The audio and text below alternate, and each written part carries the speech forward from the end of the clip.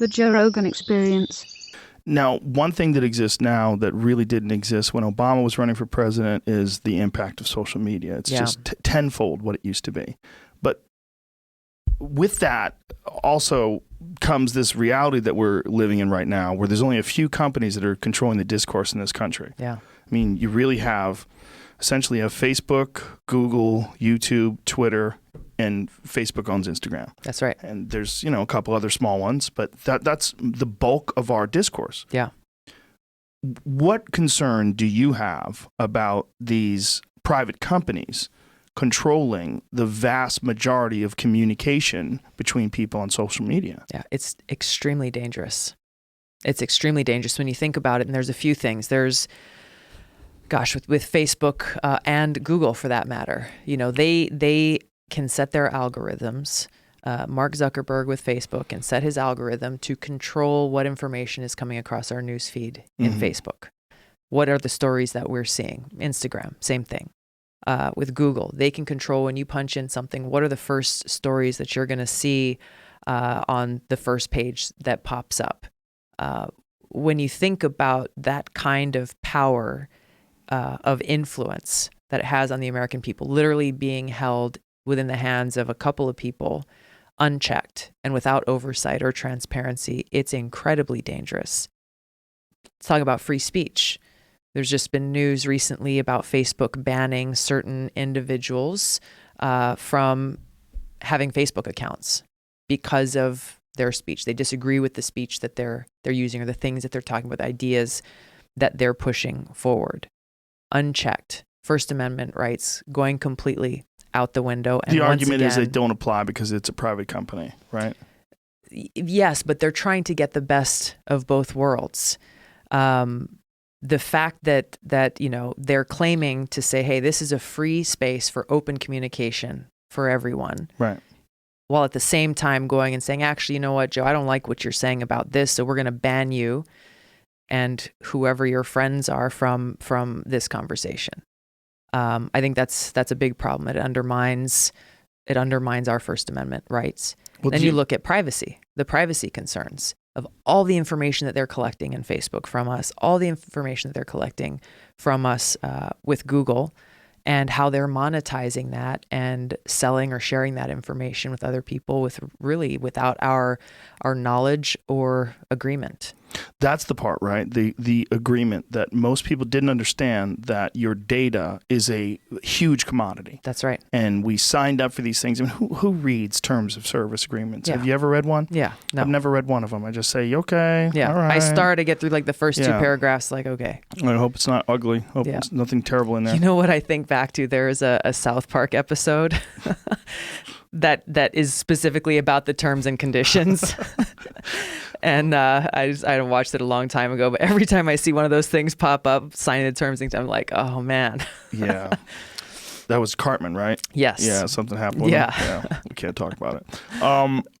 But there's a thing that they're doing. There's a couple things they're doing, but one of the things they're doing with this, with your data, they find out what you're interested in. They find out what you're interested in engaging on. Yeah. And for many people, that's outrage. Mm-hmm. So for many people, it's the things that piss you off the most. Like if you have a real problem with Catholic priests getting away with having sex with little boys, you will think that that's happening every minute of every day all across the world because it's going to be in your news feed constantly because they know that's what makes you engage. Right. So the algorithm is your feed is going to be very different than my feed. Yeah. Because I engage on different things than you do. Yeah. And the problem with that is even if they're not calculating, if it's not on purpose, they're not trying to get people outraged. It's not like they're trying to rabble-rouse.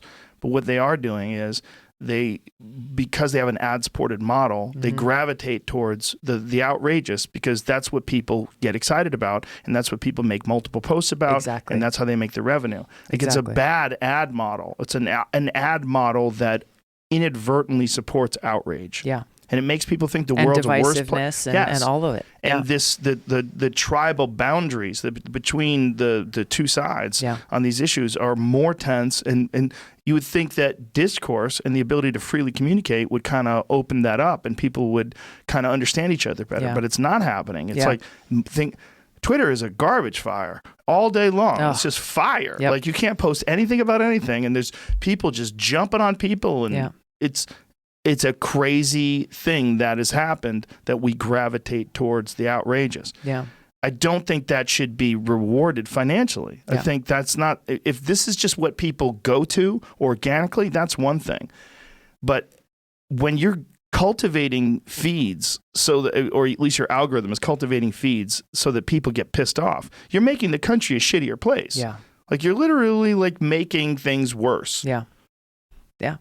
I mean, this is one of the reasons why I think a couple of things should happen. And I think his name is Chris Hughes, who co-founded Facebook with Zuckerberg. I saw that, yeah. Did you see his article? Yes. Calling for Facebook to be broken up? Yes, and which is crazy. Yeah. You hear about the person who founded it, and he's saying this is out of control. And that's the point right Yeah. now, is seeing how powerful, as you said, guys like Mark Zuckerberg have become, and how out of control things are. Well, some of it just doesn't make sense. Like, here's one. They just banned Alex Jones. Yeah. But not only did they ban Alex Jones, but you can't talk about Alex Jones. If you wrote Alex Jones might be nuts, but damn is he cute. If you wrote that, you would get a message that says only you can see this message. Yeah. This message is stopped at the border from entering into the Facebook universe. Like, what the fuck? It's crazy. You can't just, like, what if you want to say something funny? Yeah. You can't say something funny. No, you can only say something if you're criticizing him. Right. This is what they've said. Wow. So they're telling you how to think, which is fucking insane. It is insane. Because that's not just free speech. That's not just a violation of free speech. You're literally directing speech. Yeah.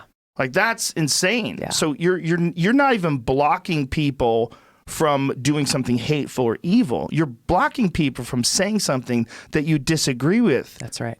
Which is, people have sent me messages that said, God bless Alex Jones, and they say, you can only see this message. Facebook sends them a thing blocking that message. Wow. That's fucking crazy. Yeah. Like, the idea that you think you can do that, Yeah. that is nuts. Yeah. I mean, being able to ban anyone arbitrarily without any, just violated terms of service. There you go. What does that mean? Yep. Okay, be specific. Yep. And how come? I mean, they took a bunch of people out, right? Like Louis Farrakhan was one, Alex Jones, Paul Joseph Watson was like, what did that guy ever do? I mean, people don't agree with him. Like, I think what's happening is there was some serious concern that Facebook was used to influence the last election, whether against their knowledge or in a way where they were negligent about the type of filtering they use that stops people from posting propaganda, and particularly stops these things like the IRA, the Internet Research Agency in Russia, that literally creates thousands of profiles and pages, and they'll have a Black Lives Matter page that's just designed to fuck with cops, and then they'll have a pro-cop page that's just designed to fuck with Black Lives Matter. All they want to do is create anger, and they're doing this, engineering these arguments. I mean, this is 100% proven fact. Renee DiResta, who had been on my podcast, went over the details of how it's set up and how they do it, and the memes that they create. Like, this is an organized effort that they channeled through Facebook in particular, and then Instagram and a couple other social media sites. You know what's interesting about Renee? She worked for New Knowledge, right? I do not know. I think she was the director for New Knowledge. This company, New Knowledge, that the DNC has tapped as one of their, disinformation campaign experts and cyber experts, was the very same company that created false accounts and pretended to be Russian bots in order to influence a U.S. Senate election in Alabama. Yeah, I'd heard of that, right? That's something that she was not a part of, but it happened before her time. I don't know her. She was the director of research, it says. At New Knowledge, right. And that's post this happening, correct? I don't know. She sent me an email about it because I questioned her about it after it happened. Yeah. And I don't think she's full of shit. Yeah. Well, I've never met her, but I know that company is one that is often cited as a so-called expert, and was a company that was cited to try to smear my campaign as somehow being an engine for the Russians or something like that, which to me again just points to, well, let's look at the so-called experts that you're citing in this company, New Knowledge, and the kinds of actions that they've been taking, the very same ones that they're criticizing others for doing. It's a dirty world out there.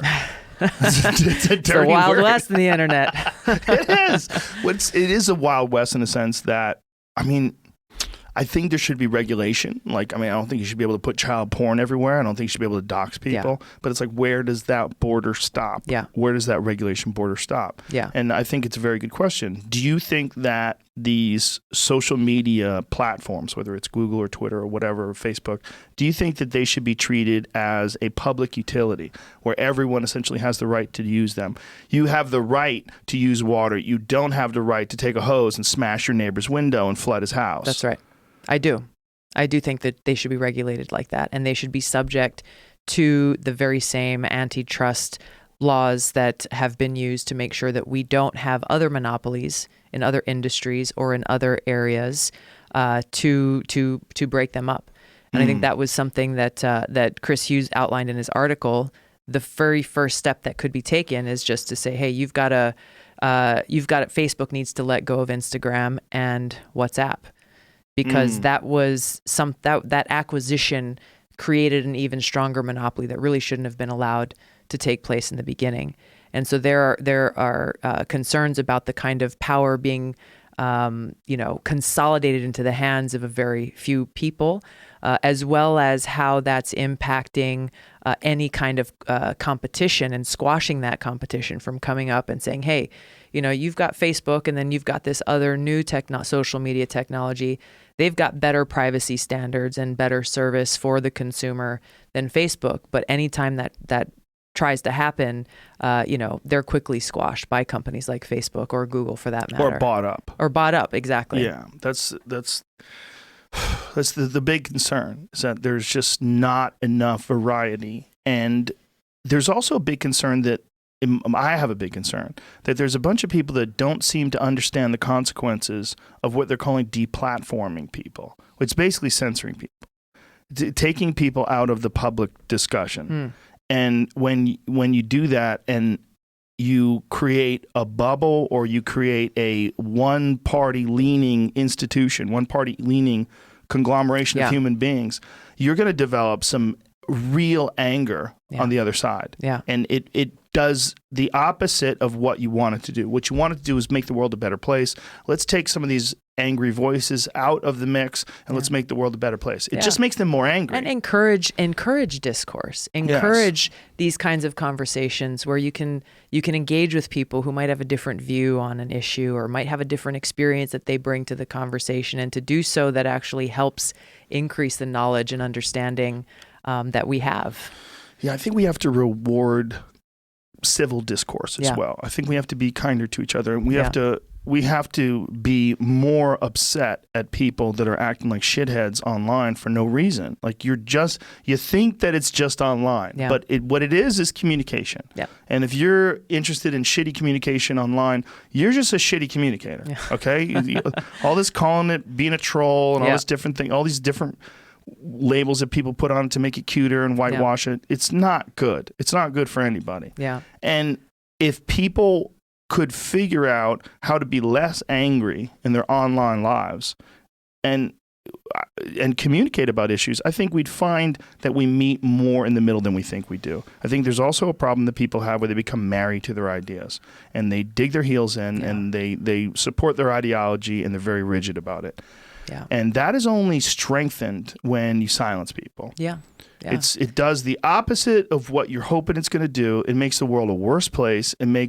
Look, if people are saying things that you don't like, you don't have to read that. Mm-hmm. But if you tell people that no one can read that, they're going to go, why do you get to decide? Exactly. And who are you? Exactly. Who are you? You are a regular person? Mm-hmm. How wise are you? Yeah. How many steps ahead have you played this game? That's right. Because I'm looking at this game, I'm looking at civil war. Yeah. I'm looking at worst case scenario, this goes to that goes to this, this guy attacks that guy attacks this, they can't talk anymore, you got people fighting in the streets. Exactly. That happens. Exactly. That's a human characteristic. That's right. That's right. And that is where this path ends up, this path that we're on of this hyper partisanship, Yes. this extreme divisiveness, where it's either you're in my tribe or you're in the other tribe, and the arrows are pointed at each other without any willingness to, once again, let's just have a conversation. Let me hear where you're coming from, hear where I'm coming from. We can disagree without being disagreeable. We can even have a heated conversation and a debate. And I But would at the say end that of it- what you're saying is patriotic. Yeah. This is patriotic. Yeah. And I think it's unpatriotic to be partisan. Yeah. Because I think we're supposed to be on a team together. Yeah. This is supposed to be Team America, right? Exactly. What are we doing? Exactly. We're fighting over nonsense and mischaracterizing people's positions just to suit our own ideas. That's right. It's foolish. It's foolish, and as you said, it's extremely dangerous. And the American people are the ones who ultimately lose in all of this.